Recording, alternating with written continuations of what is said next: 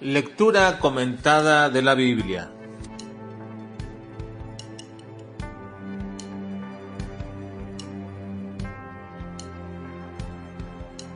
Ezequiel capítulo 4 al capítulo 9.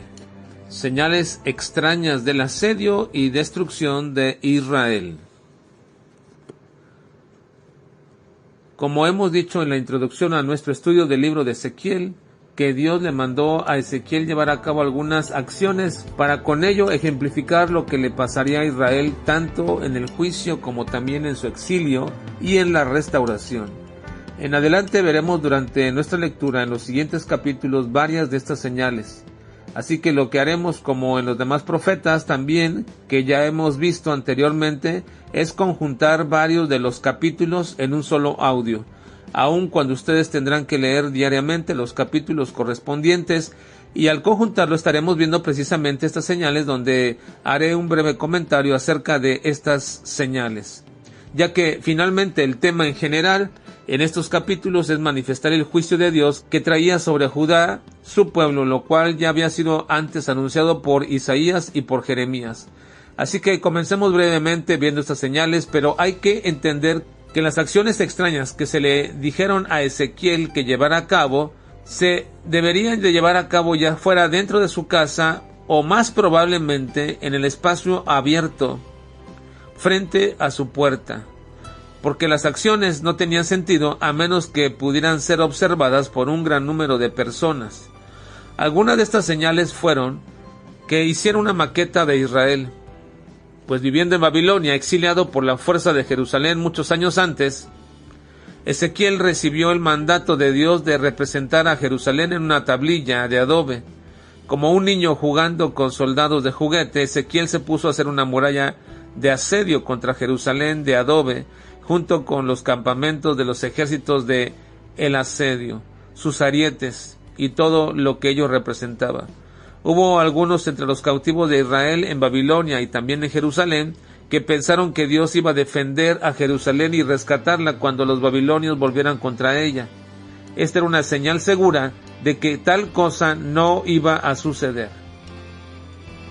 También se le ordenó a Ezequiel acostarse sobre uno de sus lados en diferente tiempo y otro de sus lados en otro tiempo diferente. El simbolismo de su lado izquierdo probablemente fue llevado a cabo por el profeta, tumbado en el suelo en dirección de este a oeste, con la cabeza hacia Jerusalén y mirando hacia el norte como hacia Israel, mientras que en su lado izquierdo y hacia el sur, hacia Judá, mientras estaba tendido en su lado derecho. Se han dado muchas explicaciones diferentes para estos 390 y 40 días que debería de mantenerse acostado.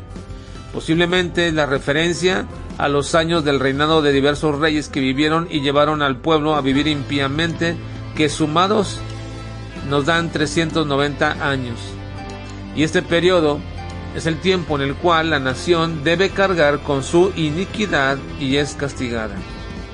También se le dice a Ezequiel que se rape la barba y también su cabeza.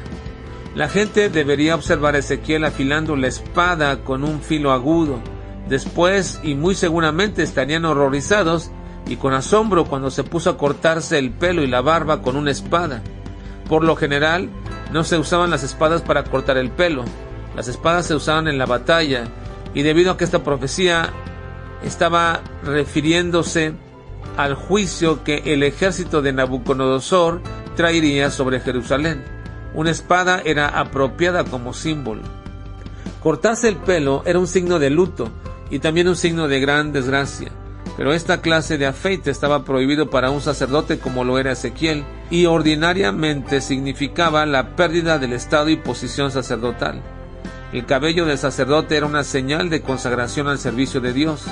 Dios le mandó que quemara uno de los tercios de su cabello y que otro tercio lo esparciera al viento, y finalmente quedarían unos pocos cabellos que representarían el remanente que Dios guardaría de su pueblo para trabajar con él y llevarlo al cumplimiento de las promesas, porque todos los demás sufrirían por causa de su pecado.